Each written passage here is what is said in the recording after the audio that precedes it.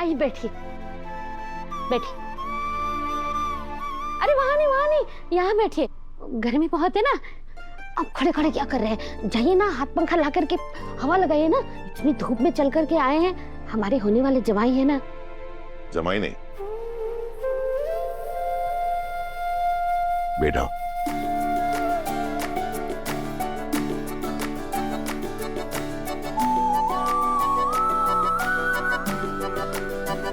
अरे अनु, देख तेरी शादी का कार्ड आया है। मुझे लगा ये शादी का कार्ड सबसे पहले तुम्हारे हाथों में दूं। नहीं आर्य जी, सबसे पहला मान तो भगवान का होता है। हमारे यहाँ शादी का कार्ड सबसे पहले भगवान को चढ़ाया जाता है। आप और अनु मोहल्ले के मंदिर में ना सबसे पहला कार्ड चढ़ा दीजिए। ठीक है, और उसके बाद बाकी हैम्पर्स हम मोहल्ले में भी बांटेंगे। अरे आर्य जी, आप क्यों बांटोगे? हम है ना, हम बांटेंगे। मैंने कहा था ना भी, जमाई नहीं बेटा आया। उस हिसाब से पूरा मोहल्ला मेरी फैमिली हुआ, तो क्या मैं अपनी फैमिली को खुद इनवाइट नहीं कर सकती?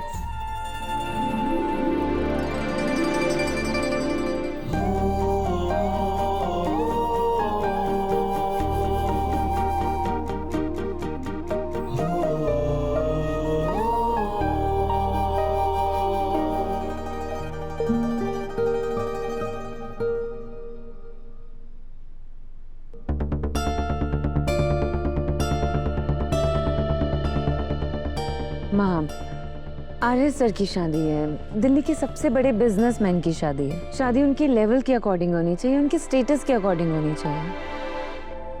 मीरा, अनु के पापा ने पहले ही कहा था कि वो उनकी हैसियत के हिसाब से ही शादी करेंगे।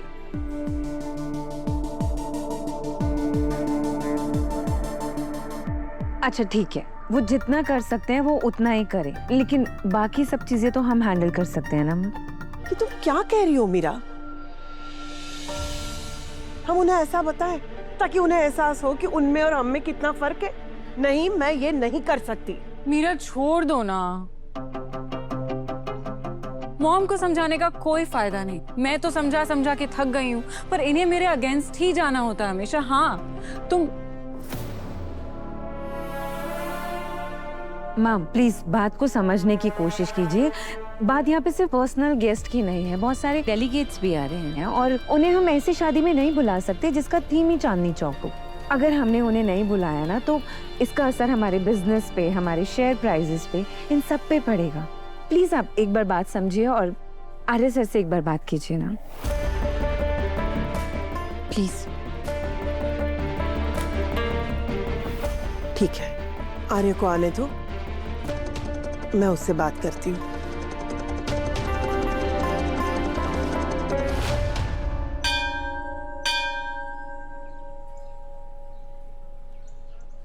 अरे सर, मुझे विश्वास ही नहीं हो रहा है कि सब कुछ सचमुच हो रहा है। अभी भी ऐसा लग रहा है मुझे जैसे मैं कोई खूबसूरत सा सपना देख रही हूँ। हाँ लो, कभी कभी सच भी सपने जैसे दिखता है, और मेरे लिए तो तुम भी एक सपने से कम नहीं हो।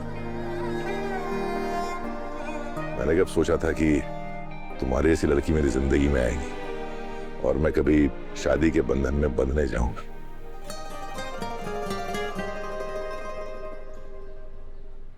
पंडित जी,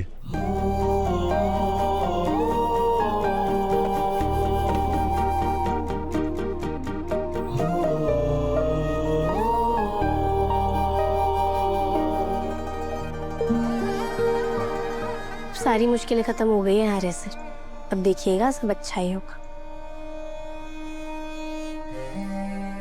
जयकारा शेरा वाली दा।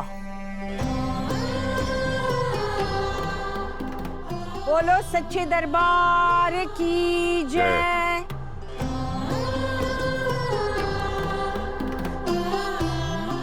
भगवान को तो तुमने निमंत्रण दे दिया, लेकिन कुछ लोग और भी हैं जिन्हें तुम्हें अपनी शादी में बुलाना चाहिए। आप बिल्कुल सही कह रही हैं सिद्धि माता, आपको तो हम दोनों की शादी में जरूर से आना। बिल्कुल, आप जरूर आइएगा। आपके आशीर्वाद के बिना हमारी शादी अधूरी है। मैं अपनी बात नहीं कर रही हूँ। मुझे बुलावे की कोई जरूरत नहीं। माता जहाँ भेजती है मैं वहीं चली जाती हूँ।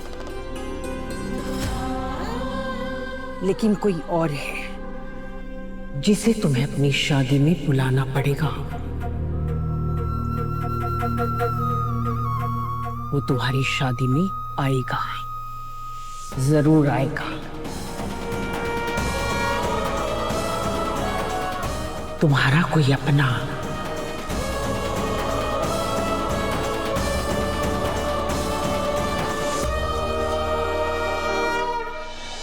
देखा गाइस तुम लोगों ने क्या हुआ? मैंने बोला था मॉम से बात करके कोई फायदा नहीं होने वाला है, क्योंकि मॉम ब्रोइनलॉ से बात करने जाएंगी, ब्रोइनलॉ उल्टा मॉम को समझा देंगे।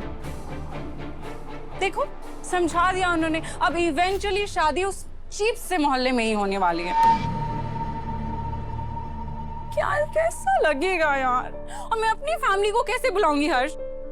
तुम कुछ बोलते क्यों नहीं हो? आंसी शांत हो जाओ, प्लीज शांत हो जाओ। कोई ना कोई सोल्यूशन निकाल ही लेंगे। अब सुनो, अगर शादी उन्हें वहां करनी है तो करने दो। हम कॉकटेल और रिसेप्शन यहाँ रखेंगे। वैसे हमें कुछ तो करना पड़ेगा, वरना बहुत बड़ी प्रॉब्लम हो जाएगी।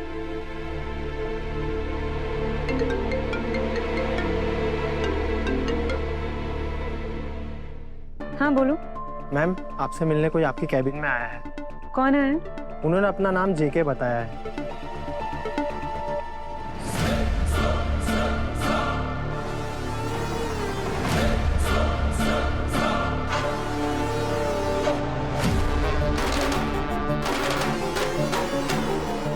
वो कह रहे हैं कि आर्य सर और अनु मैडम की शादी के बारे में आपसे कुछ बात करना है और वो आपसे ही बात करेंगे।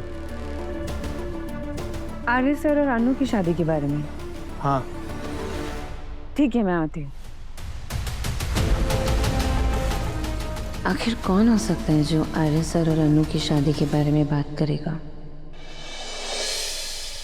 कोई पुराना साया जो लौट कर आएगा।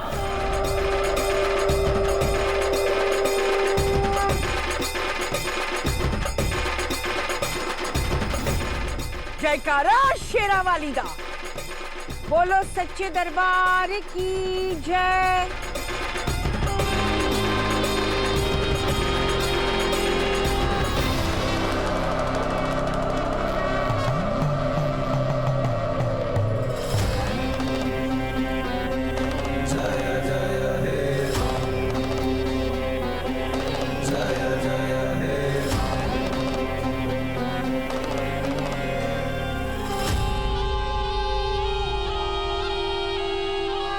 आर्या जी, ये लीजिए मिठाई और इनविटेशन कार्ड, मोहल्ले में बांट दीजिए।